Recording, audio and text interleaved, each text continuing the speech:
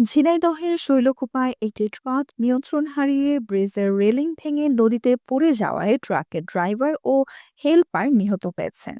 শনিবার রাত ১টার দিকে ঝিনাইদহ কুষ্টিয়া মহাসড়কের বড়াগঞ্জ এলাকার বড়দাহ পুরাতন ব্রিজে এ ঘটনা ঘটে।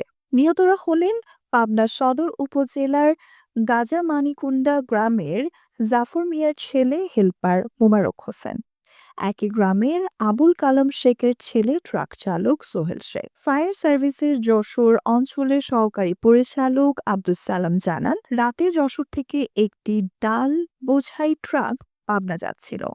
রাত ১টার দিকে করাগঞ্জ এলাকার বড়দাহ পুরাতন ব্রিজের ওপর পৌঁছালে ঘন কুয়াশার কারণে নিয়ন্ত্রণ হারিয়ে রেলিং ভেঙে কুমার নদে পড়ে যায়। খবর পেয়ে শৈলকুপা ও ঝিনাইদহ ফায়ার সার্ভিসের দুটি ইউনিট উদ্ধার কাজ শুরু করে। রোববার ভোরে হেলপার মোবারক হোসেন ও সকাল ৮টার দিকে চালক সোহেল শেখের লাশ উদ্ধার করা হয়। দুর্ঘটনার খবর পেয়ে ঝিনাইদহ জেলা প্রশাসক আব্দুল্লাহ আল মাসুদ ঘটনাস্থল পরিদর্শন করেছেন। Nusrat Jahan, AVN news desk.